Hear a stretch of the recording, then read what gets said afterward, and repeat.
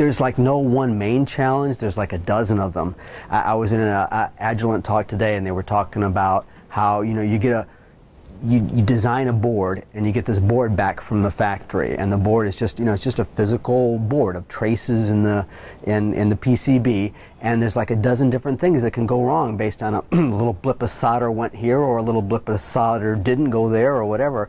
All these different things that can happen wrong, and those little physical things in the board all relate to different kind of signaling things that can happen when the chip is trying to send a 1 or a 0 to another chip. So it gets really complex really fast. So there's like a laundry list of what they call signal integrity and power integrity issues that can happen all across the design, and they're really gnarly. And every generation, there's a whole different set of them. And it's like learning a new calculus with every generation. We have demonstrated our customers in this bigger problem that we are trying to solve, is access to 50 trillion gigabytes of information that you need to do analysis of in real time. It requires tremendous computation and tremendous communication bandwidths, and we are not there yet. We need to speed things up by sort of factors of 1,000 or 10,000, but copper interconnects, copper backplanes run at 10 gigabits per second. So what we have demonstrated at HP Labs is how we can move from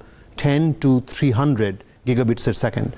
We have some ideas as to how to take it to 1.2 terabits per second, but we would like to do 100 times more. So tremendous challenges ahead. One of the challenges we face is that all our devices now use some of these high-speed buses like HSI-C, the new USB 3, and one of the challenges can be getting those buses reliably into environmental test chambers so we can run the RF tests that we want. When you get higher and higher speed and get higher integration, you have power planes and signal planes getting closer and closer together, right?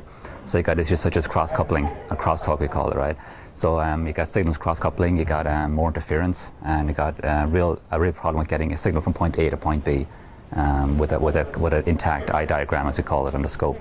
So the real issue is to deal with the high speeds and mitigate the interference between the conducting lines, both of the power planes and the signal planes. So when it comes to tests, we're going to have a session actually in about 5 minutes dealing with signal integrity and jitter, noise in a signal line.